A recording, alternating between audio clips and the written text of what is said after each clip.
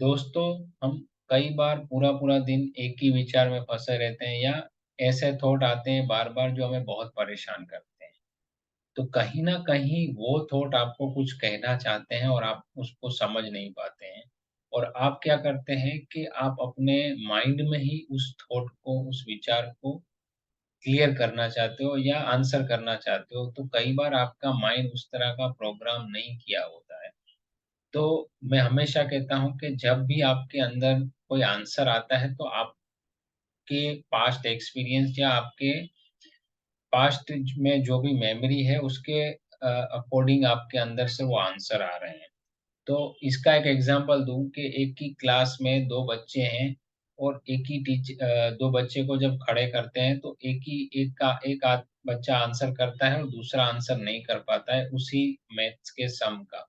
क्योंकि कहीं न कहीं वो एक बच्चा जो आंसर कर रहा है, उसने उसके माइंड में उसने प्रोग्राम किया है कि इसका आंसर किस तरह निकलता है, और दूसरे बच्चे ने क्या किया है कि उसको वो समझ नहीं पा रहा है और वो बार-बार पढ़ रहा है या अच्छे से नहीं समझ पा रहा है। कहीं न कहीं वो उसका माइंड उस तरह का प्रोग्राम नहीं हो रहा है उस सम को लेके।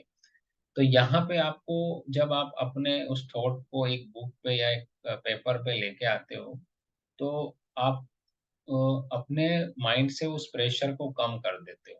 फिर आपको क्या करना है कि किसी शांत जगह पे या आपके पास कोई आस-पास कोई ऐसा काम ना हो, हड़बड़ी ना हो, तो आप शांति से जब उसको क्वेश्चन को लिखते हो, तो एक विचार के पीछे दूसरे विचार हमेशा कनेक्ट होते हैं।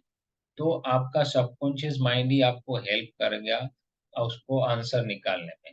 तो आपको अगर नहीं निकल रहा है, तो आपको अपने आप से ही पूछना है कि ये विचार मुझे कहना क्या चाहते हैं? अगर कोई काम है जो नहीं हो रहा है, तो वो क्यों नहीं हो रहा है? अगर आप अपने आप से पूछ रहे हो, तो आपको वो आंसर करेगा कि ये इसलिए नहीं हो रहा है। फिर आप जो दूसरा आंसर जो आए, तो उसके ऊपर करिए कि ये मैं क्यों नहीं कर पा रहा हूँ? कहीं मैं अपने आप को ही तो रोक नहीं रहा हूँ, या कोई आस-पास ऐसी चीज़ें हैं, कोई लोग हैं मुझे रोक रहे हैं उस काम को करने के लिए।